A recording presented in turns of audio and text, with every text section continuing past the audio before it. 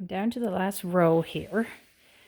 So I've been coming along with this one here, these two, they're coming from up here, and these two are coming from the bottom. So I'm going over and over with that one. So I'm almost done.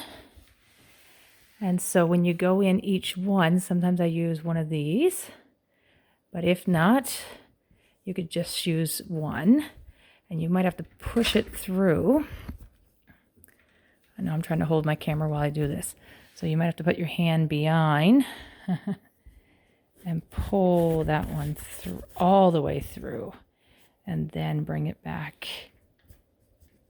in, because you might not be able to just loop around. You might have to go completely through. And that's where if you need that poker, you could do it. And you just pull off these as you go. Okay, and then this one here. So that one's going to go in and around this one here. So, but I go poke through. And you bring it all the way through. Oh, I got a lot on that one. And you come back the other side. See, so that's why the poker thing sometimes works really good. And you just keep going till you get over closer to this. So I'm going to end here, because as you can see, there's not a big gap. Like you can see a little bit more of a gap here, but I'll just bring those together and make it so that this is where I end. Some people will pull that down even further and make it go even more, but I think I can, mush that together and make that work. So there it is, completed. Now when you finish, so say I'm going to finish this one here now. My back, this is going to be the back, because I have a lot of the pieces come through in the back, and we'll cut some of those off after. But see, the front is fairly clean.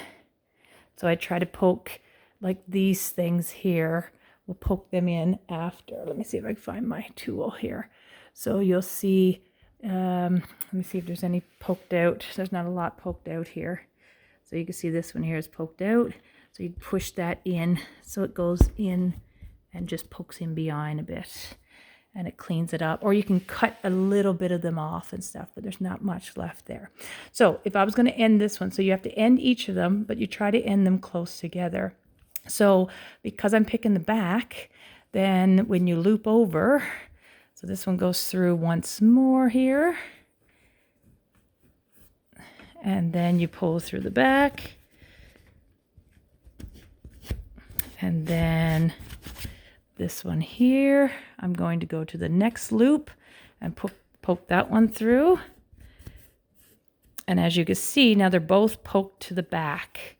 And that's what you would do. So in the back, I would tie those two together, like just like a tie.